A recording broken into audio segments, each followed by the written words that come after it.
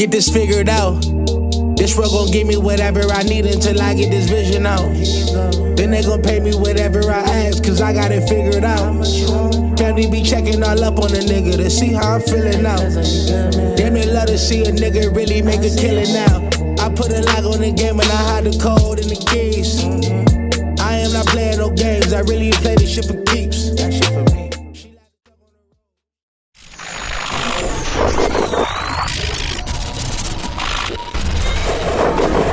MaddenHeadz YouTube, what's going on?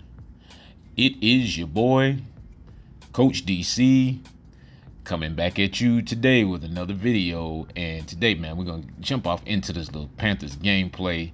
And coming right out, as you see, it is what it is. Madden is on that bull today, boy. You already know.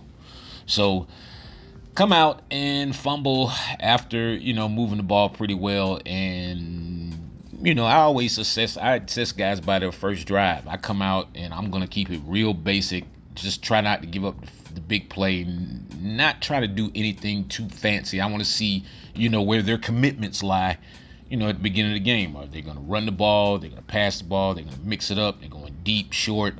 That first drive is, in essence, definitely a fill-out drive. And one thing I found out, well, this dude could, he could throw that rock. So I was like, all right, I got to be careful. He got a nice, got a hit stick on him, and, capitalized on the drive. So it is what it is. Down 7-0 coming out. And so now, like I said, I love playing with these teams because it gets me in that mode where, okay, I can't take anything for granted. Every play I have to really lock in and focus on throwing the ball to the right places and trying to make plays. But, sometimes it just doesn't work out like that.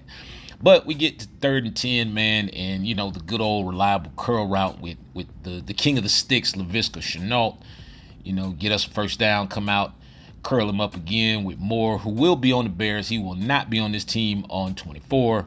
But, it's all good. Was able to roll out a little bit, catch Moore. And so initially I thought maybe I hit secure catch by mistake. But no, I was not mistaken. I did hit rat catch. And how I knew, because on the very next, couple of plays, he threw that.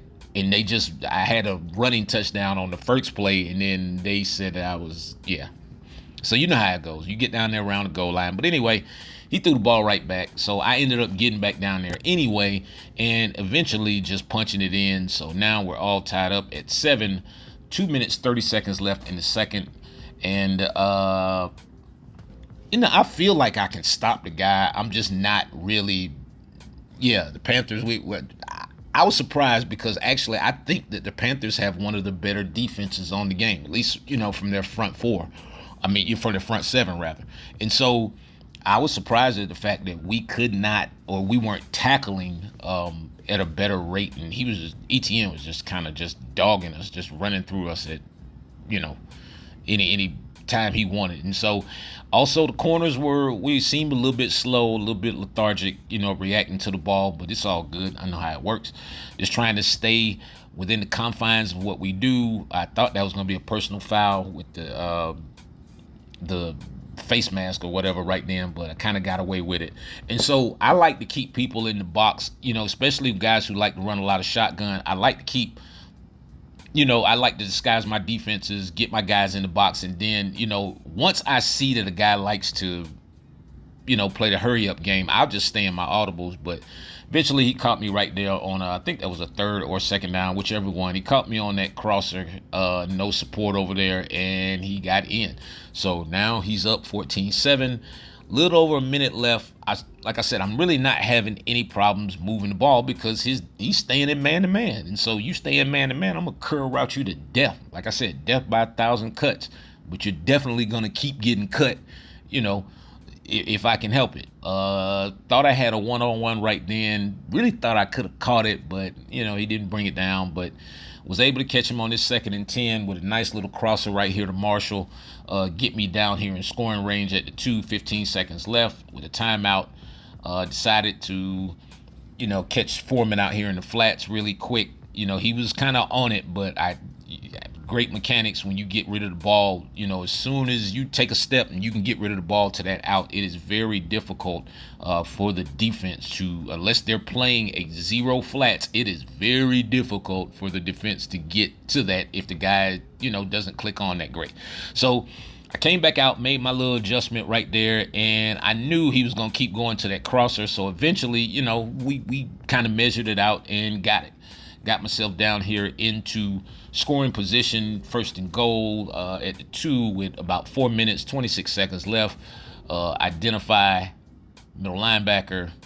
Take your time, fellas. Take your time. Again, you do not have to let the holes develop in front of you. If you let the holes develop in front of you, then eventually, you know, you'll find some running room. You know, eventually, you know, unless the block shares are just super crazy. But, all right, so up 21-14, and he comes back out. He is not going away. Like I said, his offense is pretty good. I mean, I'm not going to, you know, I don't front on people. I just call it like I see it. Or in terms of, he was running kind of like that same little play that y'all seen him run like 3 or 4 times with the corner out of tight or whatever. But his mechanics were good. He was able to throw the ball and get the ball into some spots and make catches. You know, even when I was there, he was able to cut down the route a little bit, cut down the angle, and still get himself in front of me to make the catch and retain the ball. So, you know, when I see guys doing that, I can't do anything but tip my hat to him. I don't hate on anybody about nothing. It's just not in my nature. But so as we get down here, and I felt like I had good defense right then, but apparently that crosser is a lot harder to stop than I thought.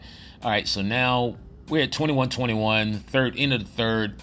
Like I said, I'm not having real problems moving the ball. I'm probably having more problems just my guys just kind of maintaining catches and just doing like simple stuff, but I'm converting time after time after time. You know, catch him slipping a little bit right there. I hadn't been able to run the ball all that great, but was able to catch him slipping right there a little bit with a nice little stretch bubble alert or stretch alert bubble, whatever it is. Tried to catch him in the flats again with Foreman, but obviously he did not want to catch the ball. Got me to a 4th and 10, so I had to take that chance right there. I felt like I was kind of out of field goal range or where I was comfortable. Was able to convert and then just go back to doing what you do. Work the flats, make them respect the flats, get yards, play for yards, fellas. Stop playing for touchdowns. I don't play for one-play touchdowns. If a one-play touchdown presents itself, then trust me, I will be there to be the recipient of it. But I am not out here trying to play for one-play touchdowns. To me, that's crazy. You know, 1 million people saw that video, not just you. Think about that. So that's another thing. I'd be like, look, that's why at least on here, I'm not showing too much of my play art on here because, like I said, I sell this stuff. So that makes zero sense. I mean, if you can show your stuff on here, do what you do, man. That ain't, no. My stuff is way too valuable.